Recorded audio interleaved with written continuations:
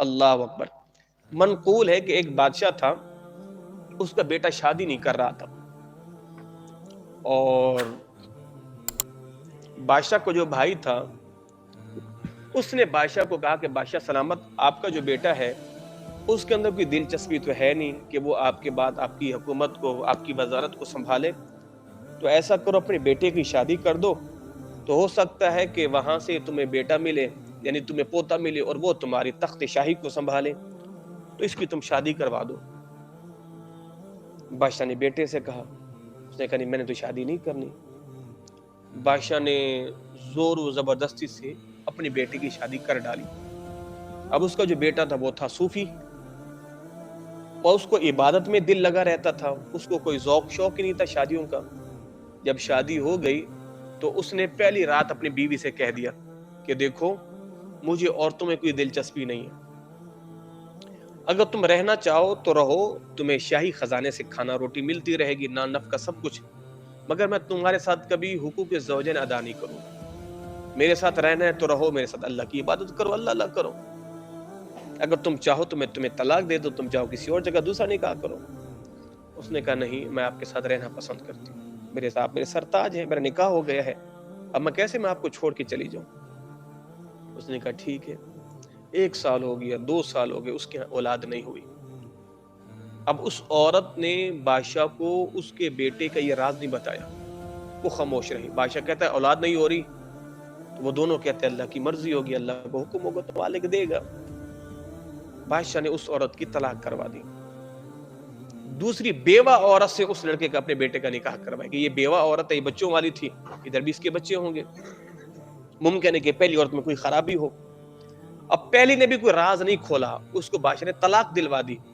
بیوہ کے ساتھ اس کا جب نکاح ہوا تو بیوہ سے بھی اس شہزادے نے وہی بات کی جو پہلے سے کہی تھی، میں تمہارے قریب نہیں آؤں گا، رہنا چاہو تو رہو، نہیں تو تمہاری مرضی ہے۔ جب اولاد نہیں ہوئی تو بیوہ نے بادشاہ کو بتا دیا کہ یہ تمہارا بچہ تو قریب ہی نہیں آتا، حقوق ہی ادا نہیں کرتا۔ بادشاہ بڑا غصے میں جلال میں آ گیا، اس نے کہا جاؤ میرے بیٹے کو پکڑ کے لاؤ۔ جب اس کو پکڑنے کے لیے گئے وہ بچہ بھاگ گیا۔ بادشاہ نے 3 سپاہیوں کو بھیجا، جاؤ اس کو پکڑ کے لاؤ۔ جب تینوں گئے، ان تینوں نے اس کو جا کے پکڑا، تو ایک نے کہا یار ایسا کرو، بادشاہ کا بیٹا، اس پر سختی نہیں کرو، اس کو چھوڑ دو۔ بادشاہ غصے میں ہے کہ اپنے نیک بیٹے کو مار نہ ڈالے، تو 2 نے کہا نہیں ہم تو پکڑ کے لے کے جائیں گے، تیسرے کا نہیں یار چھوڑ دو۔ ان 2 نے تیسرے کی بات مانی اور اس کو چھوڑ دیا۔ جب تینوں بادشاہ کے پاس آئے تو ان 2 نے آ کے اس کا راز بتا دیا کہ بادشاہ اس نے ہمیں کہا تھا چھوڑ دو، ہم نے چھوڑ دیا ہے۔ بادشاہ بڑے جلال میں آ گیا، بادشاہ نے اس کو پکڑ کے جیل میں ڈلوا دیا کہ جس نے کہا تھا چھوڑ دو۔ ایک عرصے کے بعد بادشاہ رو رہا تھا کہ میرا بیٹا میرے ہاتھ سے چلا گیا۔ اس نے ان 2 نوجوانوں کو بلوایا کہ جنہوں نے کہا تھا کہ بادشاہ اس نے کہا ہے ہمیں چھوڑو۔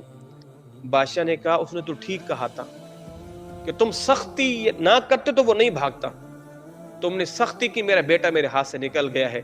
بادشاہ نے ان دونوں کو پکڑ کے جیل میں ڈال دیا، جسے جیل میں ڈالتا اس کے نکال دیا۔ پھر اس بیوہ عورت کو بلوایا کہ اگر تو میرے بیٹے کا راز نہ کھولتی، کم از کم میرا بیٹا میری آنکھوں کے سامنے تو رہتا۔ بادشاہ نے اس بیوہ کو پکڑ کے جیل میں ڈال دیا، اور پھر بادشاہ نے اس عورت کو بلایا جو پہلی والی تھی، اس عورت کو، اس مرد کو، ان دونوں کو آزاد کر دیا کہ تم نے میرے بیٹے کے لیے خیر خواہی چاہی تھی اور انہوں نے اس کا راز کھول دیا ہے، آج میرا بیٹا میرے ہاتھوں سے نکل چکا ہے۔ تو پتہ چلا کہ کسی کا راز نہیں کھولنا چاہیے، کسی کا راز نہیں کھولنا چاہیے، تو یہ راز کھول دینا بعض دفعہ وبال جان بن جاتا ہے۔ تو حضور نے فرمایا کہ وہ عورت، وہ مرد جو رات کی حقوق والے راز کھولتے ہیں، قیامت کے دن اللہ انہیں لعنتی اٹھائے گا۔ تو کسی حال میں وہ بڑا مشہور قصہ میں سناتا ہوں جناب موسیٰ والا، کہ اللہ نے فرمایا اے کلیم تمہارے درمیان ایک نوجوان ہے جس کی وجہ سے بارش نہیں ہو رہی، اس کو یہاں سے نکالو پھر بارش ہوگی۔ تو اس بندے نے اندر ہی کھڑے کھڑے توبہ کی تو اللہ نے بارش نازل فرما دی۔ تو جناب موسیٰ علیہ السلام نے فرمایا مالک وہ بندہ تو ہمارے درمیان سے نکلا ہی نہیں ہے، تو نے بارش نازل فرما دی ہے، وہ کون ہے بندہ؟ تو پروردگار نے فرمایا اے کلیم جب اس نے توبہ نہیں کی تھی میں نے آپ کو اس کا نام نہیں بتایا تھا، اب تو اس نے توبہ کر لی، میں اب اس کا نام کیوں بتاؤں؟